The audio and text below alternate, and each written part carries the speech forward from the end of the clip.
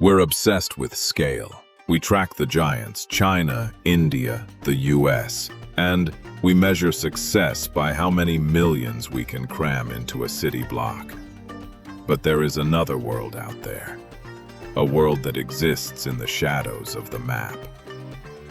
In the video, we are discussing about top 15 least populated countries on the world. We aren't talking about global powers. We're talking about the silent nations. These are places where the total population is less than a small suburb in the Midwest. Imagine walking down the street and knowing every single person you pass. Imagine a country where there is no rush hour, no skyscrapers, and no anonymity.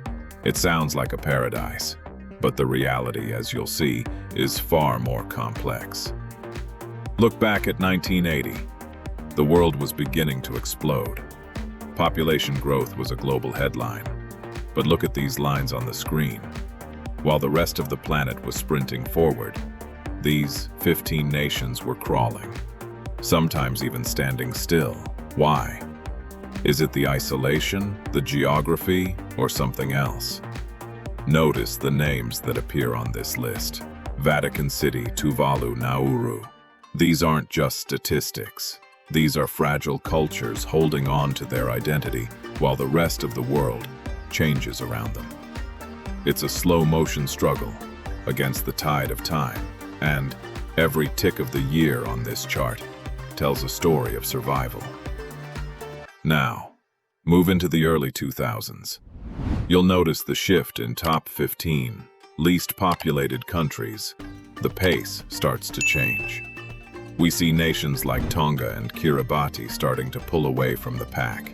The tension on the screen builds as the numbers climb. But here is the mystery. Why do some of these countries fluctuate so wildly? You see a drop, then a spike. It suggests that these populations aren't just growing naturally. They're being impacted by migration, economic shifts, and perhaps the harsh reality of living on islands that are slowly shrinking. It's a delicate dance between humanity and the environment, and it's happening right in front of your eyes. As we approach the final years, looking at the 2025 data, you have to ask yourself, what happens when these nations disappear from this list? In a world that is becoming more connected and more crowded, these tiny states remain the ultimate anomaly. They are the geopolitical ghosts. They fight to remain relevant in a global economy that prizes mass production and massive labor forces.